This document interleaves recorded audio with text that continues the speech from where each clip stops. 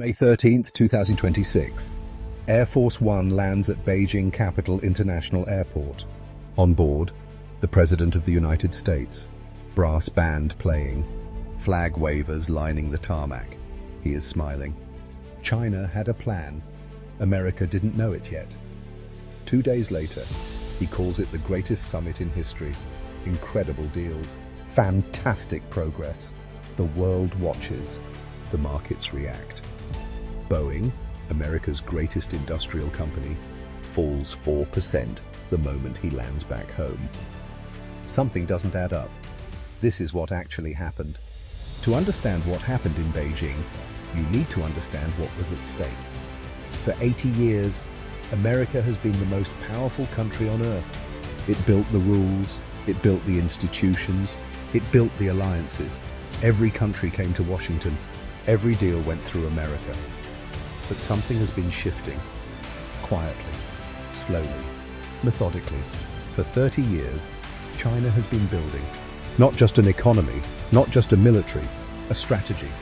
And on May the 13th, 2026, that strategy came to fruition. Because for the first time in nearly a decade, America's president flew to China. Not China flying to America. America flying to China. That one fact tells you everything. When Air Force One landed in Beijing, China was ready. 21-gun salute. Rows of school children waving flags. A state banquet at the Great Hall of the People, the most prestigious venue in all of China. But Trump didn't come alone. He brought an army, not soldiers, something more powerful. The CEOs of the companies that control the world's technology. 12 of the most powerful businessmen in America, all on one plane. All flying to Beijing, all needing something from China. Elon Musk, the richest man on earth. Tesla's Shanghai factory produces 950,000 cars every year. 22% of all Tesla revenue comes from China. Musk needs Beijing more than Beijing needs him. Tim Cook. Apple sells 60 million iPhones in America every year. 80% of them made in China. Tim Cook was the man who built Apple's China supply chain in the late 1990s. He knows better than anyone. Apple cannot survive without China. Jensen Huang, CEO of Nvidia, the company whose chips power every AI system on the planet. In 2022, America banned Nvidia from selling advanced chips to China. Nvidia lost 95% of its market share in China overnight, going from an all-time high of 95% to zero. Huang flew to Beijing with one mission: get those chip sales back. Larry Fink, CEO of BlackRock, the world's largest asset manager, wants access to China's household savings, which sit at 35% of income. The largest untapped pool of capital on earth. David Solomon, Goldman Sachs. Jane Fraser, Citigroup. Ryan McInerney, Visa. All of Wall Street's biggest names, all wanting deeper access to Chinese markets. Sanjay Mehrotra, CEO of Micron. Qualcomm's Cristiano Amon. GE Aerospace's Larry Culp. Boeing's Kelly Ortberg. America's entire industrial and financial complex on one plane, flying to ask China for business. Trump introduced them to Xi directly. He said, they all respect and value China. Xi smiled. He knew exactly what that meant. When Musk walked into the meeting room, Chinese executives physically jostled each other for selfies. Not with Trump, with Musk. Because in China, Musk is not just a businessman. He is proof that America needs China to survive. 8 months ago, Trump publicly said Musk was susceptible to China, that because of his massive business interests in Beijing, he could be pressured. Then Trump put Musk on Air Force One and flew him to Beijing himself. Jensen Huang called this summit one of the most important in human history, then declined to comment on whether Nvidia got its chip sales back. That silence said everything. The cameras captured the smiles, the handshakes, the toasts. But in the private meetings, a different conversation was happening. Trump and Xi sat across from each other. 3 issues on the table: Taiwan, Iran, Ukraine. Here is what the Chinese government said happened. They agreed to develop a constructive China-US relationship of strategic stability.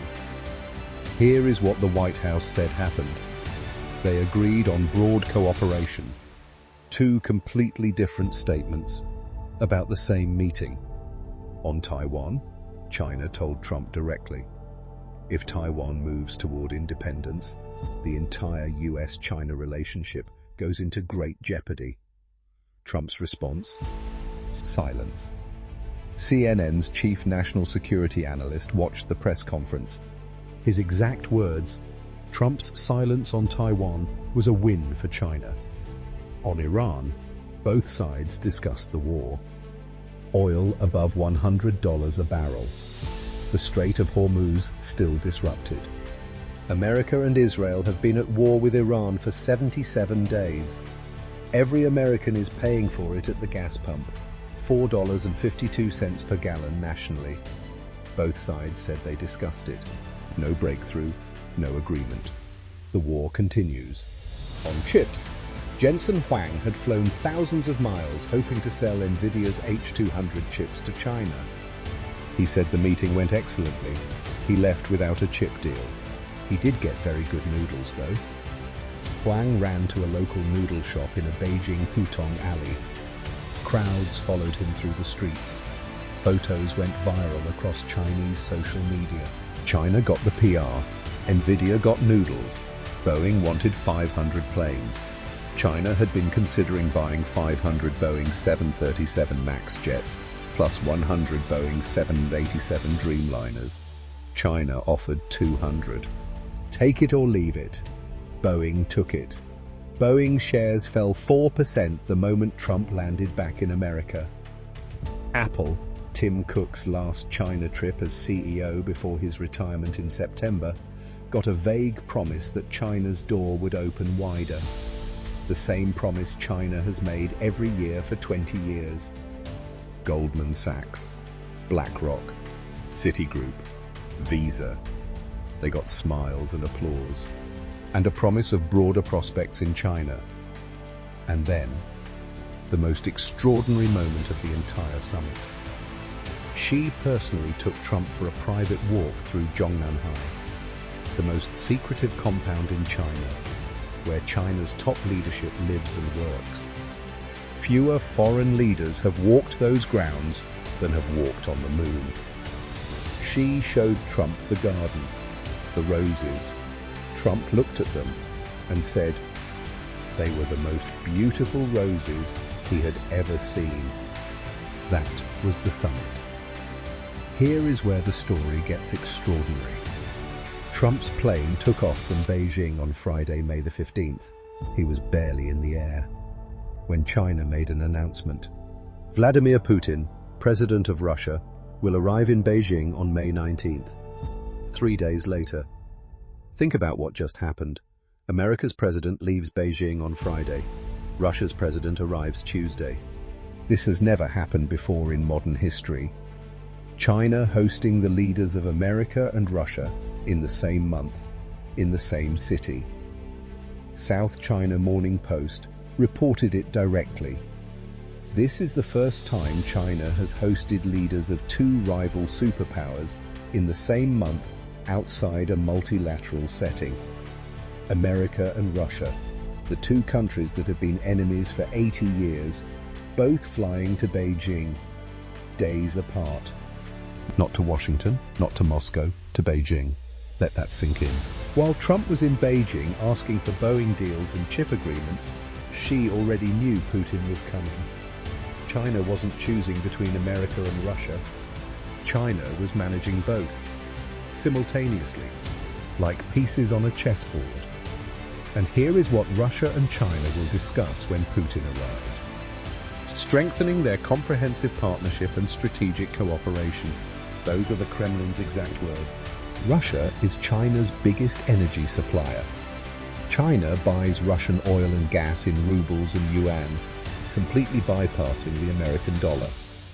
Since Western sanctions cut Russia off, China has become Russia's economic lifeline. And in return, Russia has become China's strategic shield against American pressure. Two countries building an alliance, quietly, methodically, while America holds summits and admires roses. Trump landed back in America. He called it incredible. He said fantastic deals were made. Boeing shares fell 4%. No Taiwan commitment. No chip deal. No Iran breakthrough. 200 Boeing jets instead of 500. Putin arrives in Beijing in 3 days. The world's most watched summit of 2026. And China got everything it wanted. Not through war, not through threats, not through missiles, through patience, through strategy, through 30 years of quietly building, while America was busy fighting wars in deserts. Xi once said, "The East is rising, the West is declining." On May the 15th, 2026, in the Rose Garden of Zhongnanhai, while Trump admired the flowers, that statement felt more true than ever. This is the world America built. And this is the world China is inheriting. China had a plan. America still doesn't know it. Subscribe to World Tech Pulse, because this is the truth nobody is showing you.